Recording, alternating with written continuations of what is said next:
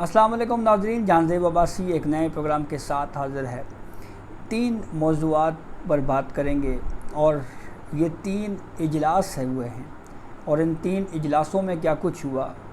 آپ کو اس ویڈیو میں تفصیل سے بتائیں گے۔ کافی اہم معاملہ ہے اور اس پہ ڈسکشن کرنے سے پہلے ایک ریکویسٹ آپ سے یہ ہے کہ ہمارا چینل ضرور سبسکرائب کر لیں تاکہ ہر نئی آنے والی ویڈیو یا اپڈیٹ آپ کو بر وقت مل سکے۔ ایک تو اجلاس ہوا ہے الیکشن کمیشن میں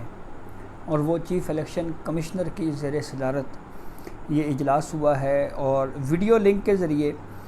چیف الیکشن کمشنر سکندر سلطان راجہ اس اجلاس میں شریک ہوئے ہیں۔ بنیادی ڈسکشن یہ تھی کہ جو مخصوص نشستوں کے معاملے کے اوپر جو ایک فیصلہ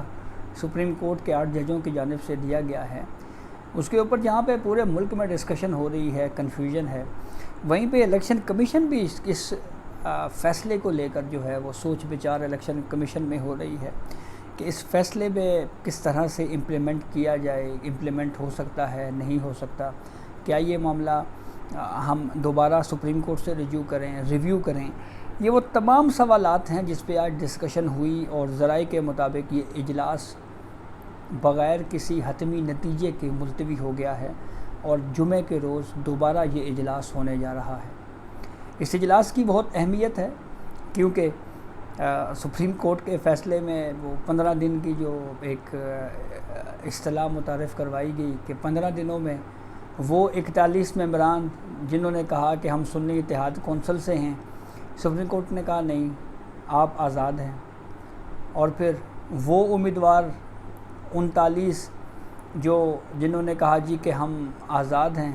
سپریم کورٹ نے کہا نہیں، آپ پی ٹی آئی کے ہیں۔ اس معاملے کے اوپر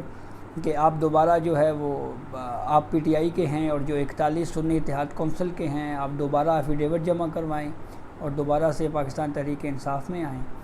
تو یہ بڑا یونیک قسم کا فیصلہ ہے جی، اور اس کے اوپر بہت زیادہ ڈسکشن بھی ہو رہی ہے اور یہ کہا جا رہا ہے کہ اس فیصلے کی ڈیٹیل ریزننگ کیا ہوں گی، یہ بہت اہم ہے، اور ڈیٹیل ریزننگ میں کس طرح سے اس فیصلے کو جسٹیفائی کیا جائے گا۔ جس طرح سے یہ کہا جا رہا ہے کہ اس فیصلے کے پس پردہ یہ کہانی جو آج تک گردش کر رہی ہے کہ کوئی مجوزہ آئینی ترمیم تھی اور اس مجوزہ آئینی ترمیم کو سامنے رکھتے ہوئے جو ہے وہ یہ فیصلہ کیا گیا ہے۔ یہ الزامات آج تک لگ رہے ہیں اور وفاقی حکومت بیچاری اب بھی وضاحتیں دے رہی ہے کہ چیف جسٹس قاضی فائز عیسیٰ صاحب نے جو ہے وہ ایکسٹینشن لینے سے انکار کر دیا تھا اور کافی لیٹ یاد آئی ہے بہرحال حکومت کو بھی۔ تو بہرحال اجلاس پہ واپس چلتے ہیں۔ تو ذرائع یہ کہہ رہے ہیں جی کہ اس اجلاس میں سپریم کورٹ کے حکم کی روشنی میں اس پر عمل درآمد کے معاملے کے اوپر مختلف پہلوؤں کے اوپر غور کیا گیا اور سیکریٹری الیکشن کمیشن اور قانونی ونگز کے حکام نے الیکشن کمیشن کو بریفنگ دی،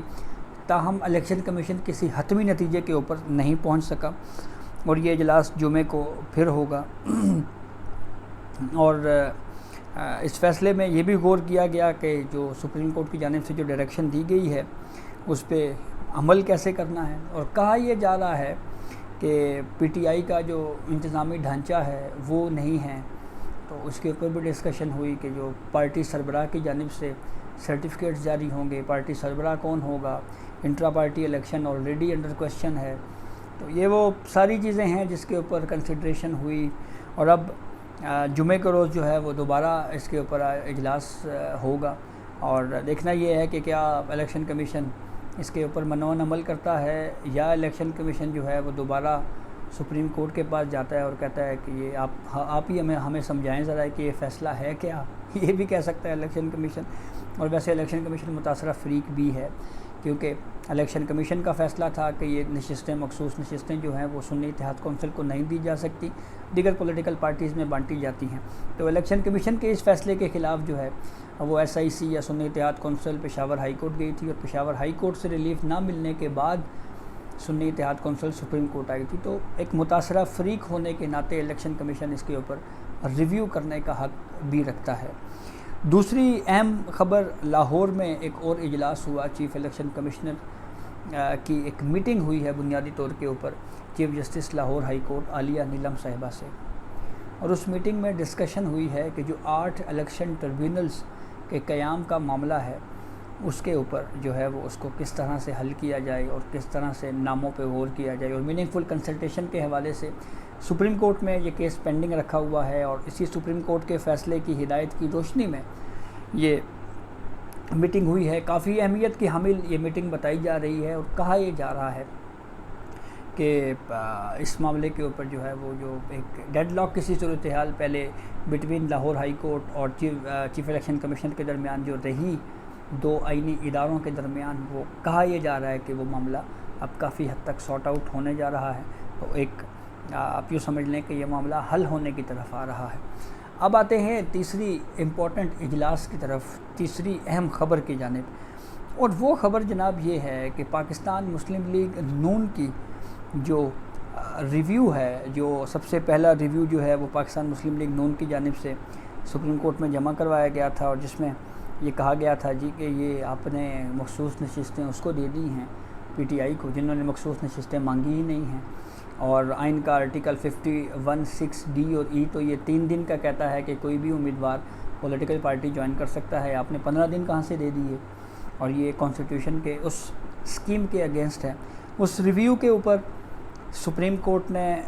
نمبر لگا دیا ہے، اور اس کا کرمنل ریویو پٹیشن 312/2024 اس کا نمبر ہے۔ اچھا، اب جیسے ہی یہ نمبر لگا تو اس کے بعد کی ڈیولپمنٹ کیا ہوئی؟ اس کے بعد یہ ہوتا ہے کہ چیف جسٹس قاضی فائز عیسیٰ کی زیر صدارت پریکٹس اینڈ پروسیجر کمیٹی کا ایک اجلاس ہوتا ہے، اور ججز کمیٹی کا یہ جو اجلاس ہے اس میں جسٹس منیب اختر بھی ہوتے ہیں اور جسٹس منصور علی شاہ بھی ہوتے ہیں، اور اس اجلاس میں یا اس میٹنگ میں مسلم لیگ نون کی جو ریویو پٹیشن ہے اس کو نمبر لگا کر ججز کمیٹی کے سامنے پیش کیا جاتا ہے، اور اس پر ڈسکشن ہوتی ہے کہ جو مسلم لیگ نون کا ریویو ہے وہ آپ ہیئرنگ کے لیے فکس کر دیں۔ تو اس کے اوپر اکثریتی ججز کی جانب سے یہ رائے دی گئی کہ یعنی 2 ججز کی جانب سے غالب امکان ظاہر کیا جا رہا ہے کہ جسٹس منیب صاحب کی طرف سے اور جسٹس منصور علی شاہ صاحب کی طرف سے یہ اتفاق کیا گیا ہے کہ 2 ماہ کے بعد یہ ریویو جو ہے یہ نظر ثانی ہے اس کو سماعت کے لیے مقرر کیا جائے، اور اس کی وجہ یہ بتائی گئی جی کہ ججز 2 ماہ کی چھٹیوں پر جا رہے ہیں اور وہ دستیاب نہیں ہوں گے، اور اسی سے جڑی ہوئی یہ خبر پھر یہ بھی ہے، کہا یہ جا رہا ہے کہ کچھ ججز جو ہیں انہوں نے ان چھٹیوں میں بیرون ملک بھی جانا ہے، اور کہا یہ جا رہا ہے کہ یہ بھی اس میٹنگ میں جو اکثریتی ججز یا اکثریتی ممبران ہیں ان کی جانب سے یہ کہا گیا جی کہ جب تک ڈیٹیل ریزننگ نہیں آتی اس وقت تک جو ہے یہ ریویو ہیئرنگ کے لیے فکس نہیں ہو سکتا، نہیں ہونا بھی نہیں چاہیے، ٹھیک ہے، درست بات ہے، لیکن سوال یہ ہے کہ یہ اکثریتی ویو یا تفصیلی فیصلہ جو ہے وہ لکھنا کس نے ہے؟ یہ تو ان 8 ججوں نے ہی لکھنا ہے، تو اب پتہ نہیں یہ اکثریتی فیصلہ جو ہے وہ اکتوبر تک لکھا جائے گا یا اکتوبر کے بعد لکھا جائے گا، اور کب ریویو جو ہے وہ سماعت کے لیے فکس ہوتا ہے، اور اس وقت جو ملک میں کیاس کی سی صورتحال ہے اس حوالے سے خواجہ آصف وزیر دفاع ان کا ایک انٹرویو بہت زیادہ وائرل ہو رہا ہے، اور جس میں انہوں نے ان خدشات کا اظہار کیا ہے کہ حالات ٹھیک نہیں ہیں۔ تو یہ اب تک کی اپڈیٹ تھی جسے ہم نے آپ کو آگاہ کیا، بہت شکریہ۔